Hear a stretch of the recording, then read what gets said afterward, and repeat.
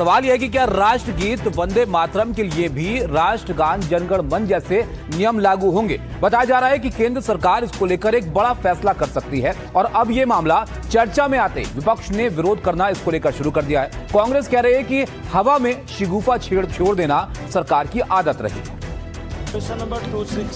दिसंबर में राष्ट्रीय गीत पर संसद में हुई चर्चा के बाद इसकी रचना की 150वीं जयंती पर केंद्र सरकार एक बड़ा कदम उठाने पर विचार कर रही है। सूत्रों के मुताबिक गृह मंत्रालय में विचार हो रहा है कि क्या वंदे मातरम के गायन के समय भी वही नियम कायदे हों जैसे कि राष्ट्रीय गान जन गण मन के गायन के समय होते हैं। हालांकि अभी तक इसको लेकर कोई फैसला नहीं हुआ है।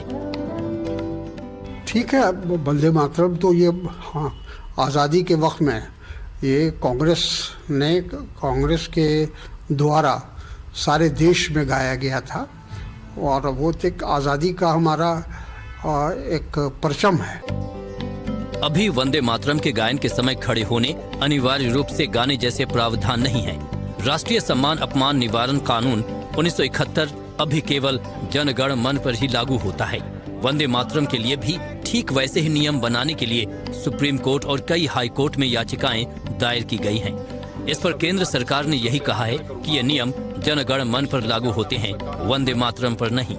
संविधान 51A अनुच्छेद के तहत राष्ट्रीय गान जनगण मन के सम्मान का दायित्व नागरिकों पर है।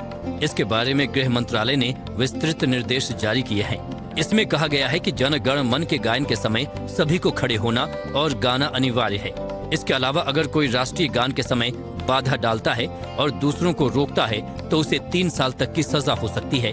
लेकिन वंदे मातरम के गायन के समय इस तरह के निर्देश नहीं है।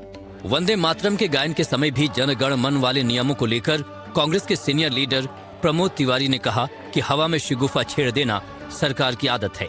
देश का राष्ट्रगान एक ही हो सकता है। जो पार्लियामेंट का एजेंडा है उसमें इसका कहीं कोई जिक्र नहीं, उल्लेख नहीं, पर इस सरकार की आदत है कुछ मुद्दे हवा में उछाल देने की। जहां तक सवाल है वंदे मातरम का, इसकी राष्ट्रगान एक देश का एक ही हो सकता है, वो है।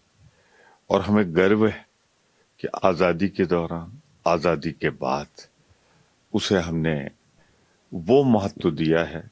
मेरा आस है कांग्रेस पार्टी से है, कांग्रेस सरकारों से है, जो उसको मिलना चाहिए।